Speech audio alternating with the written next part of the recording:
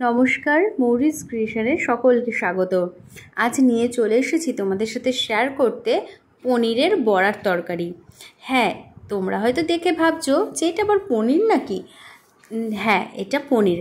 পনিরটাকে আমি হাতে ম্যাশ করে নিয়েছি আর তার সাথে মিশিয়েছি 2 চামচ ময়দা আর খুব অল্প করে লবণ, হলুদ, লঙ্কার গুঁড়ো আর একটু চিনি। ভালো করে মেখে সবগুলো উপকরণ দিয়ে তারপর 2 হাতের সাহায্যে এভাবে বলের আকারে তৈরি করে তেলের মধ্যে ভেজে নিচ্ছি। এখানে আমি সাদা তেল ব্যবহার করেছি। তো এই এপিটোপিট ভালো করে বড়াগুলোকে ভেজে তুলে নেব। আমার ভীষণ প্রিয় এই নিরামিষ পদটি। ছোটোবেলায় যখন ঠাকুমা রান্না করতো, আমার তো খুব তাড়াতাড়ি খিদে পেয়ে যেত এই ছানার বড়ার তরকারির জন্য। আর আমার ভাগে পড়তেও কিন্তু বড়া একটু একটা হলেও বেশি, কারণ ঠাকুমা জানতো যে আমি এটা খুব ভালোবাসি তরকারিটা। তো এপিটোপিট ভালো করে ভেজে বড়াগুলোকে আমি তুলে নিচ্ছি আর খুব সাবধানে খুন্তির কোনায় করে ভেজে নিয়ে তুলে নিলাম। তারপর দিয়ে দিলাম ওই তেলের মধ্যেই গোটা গরম মশলা, তেজপাতা আর অল্প একটু জিরে ফোড়ন আর 3টে কাঁচা লঙ্কা।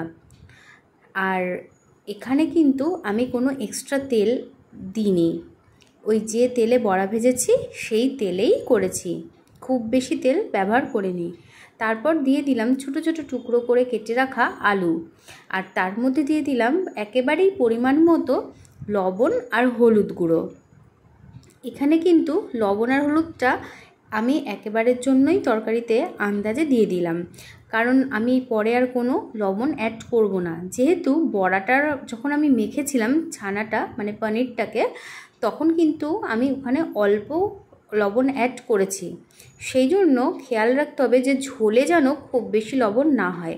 তারপর দিয়ে দিলাম 1 চামচ আদা বাটা, কাশ্মীরি লঙ্কার গুঁড়ো কালারের জন্য, চিনি, ধনে গুঁড়ো আর জিরে গুঁড়ো সব 1 চামচ করেই দিয়েছি। দিয়ে ভালো করে আর দিয়েছি একটা টমেটো কুচি।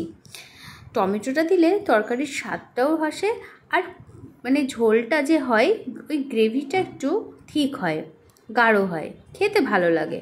তো এই সব উপকরণগুলো দিয়ে ভালো করে তরকারিটাকে নাড়াচাড়া করে নিলাম। নাড়াচাড়া করে কিছুক্ষণ ঢেকে রাখলাম, ঢাকাটা তুলে আবার একটু নাড়াচাড়া করলাম। আর এইদিকে কিন্তু পাশে আমি গরম জল বসিয়ে দিয়েছি প্রায় 1.5 কাপ মতো।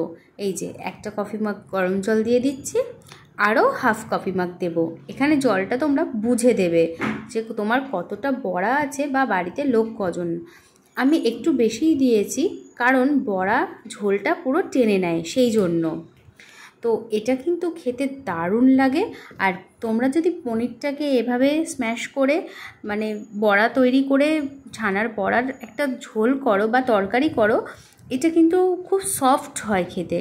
আর তোমরা কিন্তু এইভাবে বল বানিয়ে ভেজে তোমরা কিন্তু মালাই কোফতাও করতে পারো, মালাই কোফতা কারি পনিরের, দারুণ লাগে। তো এবার দিয়ে দিলাম, ঝোলটা ফুটে গেছে, তরকারি কষিয়ে জল দিয়ে ঝোল ফুটে যাওয়ার পর ভেজে রাখা বড়াগুলো ঝোলে দিয়ে দিলাম। দিয়ে দেখলাম হ্যাঁ আলুগুলো প্রায় সেদ্ধ হয়ে গেছে, তরকারিটা হয়ে এসেছে। তারপর এর মধ্যে দিয়ে দিলাম 1 চামচ গরম মশলা, যেটা একদম আমার নিজস্ব তৈরি ঘরের, আর দিয়ে দিলাম 1 চামচ ঘি। নিরামিষ তরকারিতে একটু ঘি, গরম মশলা আর আদা বাটা দিলে যথেষ্ট। তো কেমন লাগলো তোমাদের জানিও। সবাই ভালো থেকো, টাটা।